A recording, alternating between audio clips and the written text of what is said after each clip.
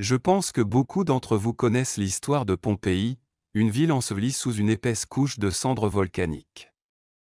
Cette tragédie, qui a coûté la vie à plus de 2000 personnes, s'est produite en 79 après JC, mais reste encore aujourd'hui inoubliable. Les fouilles de Pompéi se poursuivent depuis plus de 200 ans et les archéologues font des découvertes constantes. Dans cette vidéo, j'aimerais vous familiariser plus en détail avec la culture et la vie des personnes qui ont péri dans cette catastrophe et parler des découvertes les plus étonnantes dans les ruines de cette ville. Appréciez. Numéro 1. L'anéantissement rapide de Pompéi.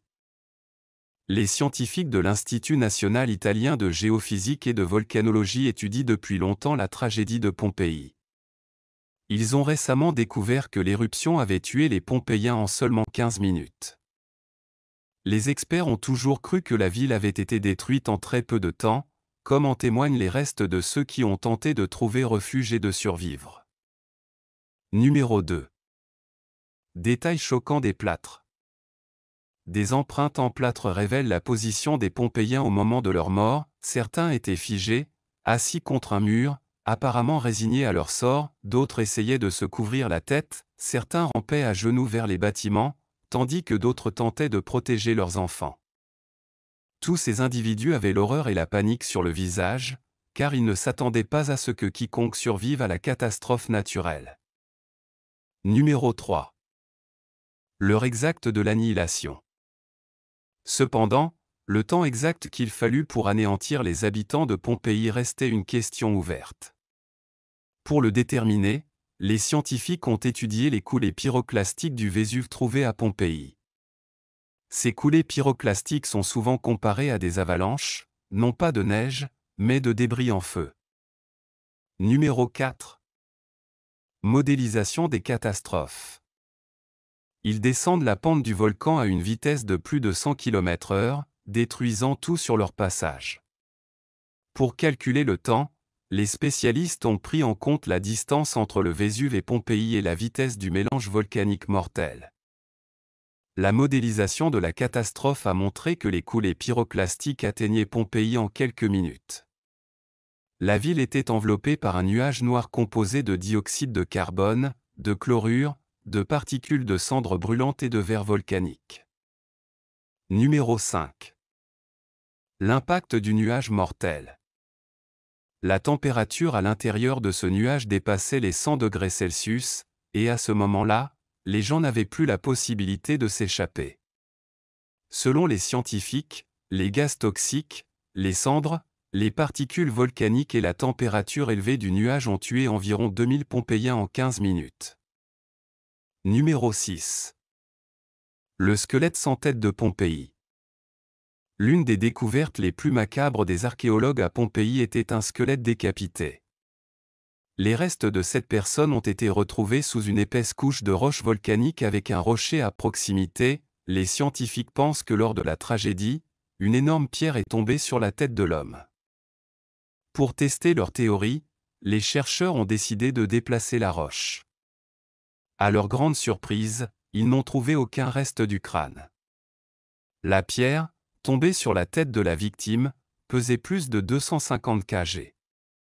En tombant, il a non seulement décapité l'homme, mais a également brisé la partie supérieure de sa cage thoracique. L'examen des restes a montré qu'ils appartenaient à un homme d'une trentaine d'années souffrant d'une maladie du tibia. Les scientifiques pensent qu'il fuyait lorsque l'éruption a commencé. Or, lors d'un tremblement de terre, une pierre qui aurait pu servir de support à l'entrée d'un immeuble où l'homme cherchait refuge s'est effondrée sur lui. Numéro 7. Tragédie révélée. Les fouilles de Pompéi durent depuis plus de 200 ans et les archéologues continuent de découvrir de nouvelles découvertes révélant des épisodes de la vie des anciens habitants de la ville. L'histoire tragique d'une femme enceinte. Parmi les restes du défunt se trouvait également une femme enceinte, ainsi que des pièces de monnaie et des bijoux. Son gros ventre rond est bien visible dans le plâtre. Des études scientifiques ont montré que la femme était enceinte de 36 semaines et qu'elle était sur le point d'accoucher. Malheureusement, son bébé n'a jamais pu voir ce monde. Numéro 8. L'étreinte éternelle de deux hommes. Au début du XXe siècle, lors de fouilles à Pompéi, les restes de deux personnes s'enlaçant ont été découverts. Au départ, les scientifiques pensaient qu'ils appartenaient à un couple d'amoureux. Les experts ont conclu plus tard qu'il ne s'agissait pas d'un couple romantique, mais plutôt de deux femmes, peut-être des sœurs. Mais grâce aux recherches modernes sur l'ADN, il s'est avéré que les restes appartenaient à deux hommes. La nature de leur relation reste un mystère. On sait seulement avec certitude qu'ils n'étaient pas liés. Certains historiens ont émis l'hypothèse que les hommes entretenaient une relation amoureuse, l'homosexualité étant assez courante dans la Rome antique.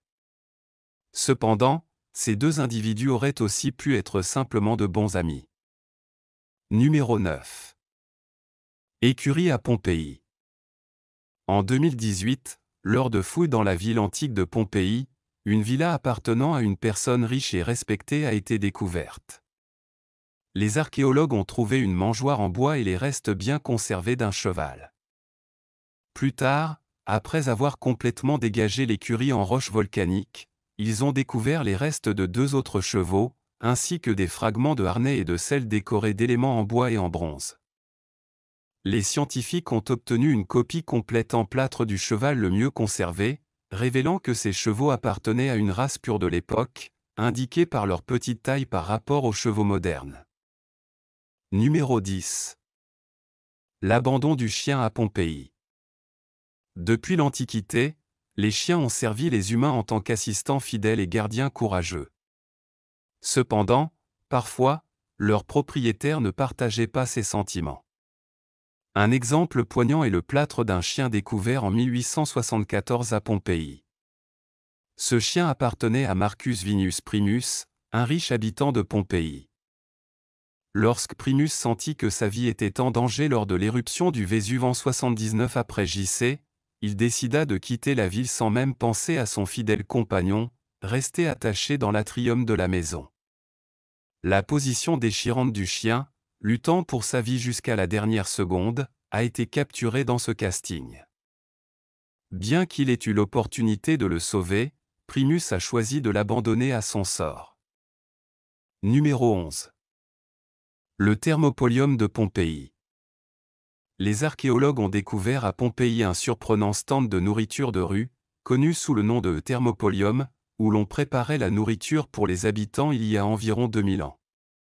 Cet ancien restaurant rapide était décoré d'images d'une nymphe de la mer chevauchant un cheval, de récipients remplis de vin, d'oiseaux et d'animaux. Le Thermopolium offre un aperçu fascinant des coutumes alimentaires et de la vie quotidienne de l'ancienne Pompéi. Il proposait des plats à base de poulet, de canard et, bien sûr, de bon vin dans des récipients en argile. Des restes de nourriture ont été retrouvés sous le comptoir, comme des os de canard, de porc et de chèvre, ainsi que des écailles de poisson. Des amphores à vin ont également été découvertes. Tragiquement, les restes d'un homme et d'un enfant ont été retrouvés, probablement un ouvrier local et son fils, qui ont péri lors de la catastrophe. Numéro 12. Boulangerie de Pompéi. Le pain, considéré comme un symbole de fertilité, jouait un rôle essentiel dans la vie quotidienne de Pompéi. Une quarantaine de boulangeries ont été découvertes lors des fouilles, la plus grande étant équipée de moulins, de pétrins et d'un immense four permettant de produire jusqu'à 2000 pains par jour. L'examen de ces boulangeries a révélé 80 pains carbonisés dans un four, offrant un aperçu unique de ce qu'étaient les produits de boulangerie dans la Rome antique. Ces pains ronds, d'environ 25 cm de diamètre et pesant 580 grammes, contenaient souvent sur le dessus des fruits, des noix et des graines. Aujourd'hui, le site de l'ancienne ville de Pompéi est un vaste musée à ciel ouvert s'étendant sur 44 hectares. L'une de ses attractions est le Jardin des Fugitifs. Avant le début de l'éruption, certaines personnes ont senti le danger et ont décidé de quitter Pompéi, mais d'autres pensaient que rien de grave n'arriverait et sont restés dans la ville. Cependant, lorsque des cendres noires ont commencé à tomber du ciel et que l'obscurité a enveloppé Pompéi, les gens ont cherché refuge. Mais c'était trop tard. Les restes de ces personnes ont été retrouvés au XIXe siècle lors de fouilles dirigées par l'archéologue J.P.I. Fiorelli. J'espère que vous avez aimé la vidéo, jusqu'à la prochaine fois.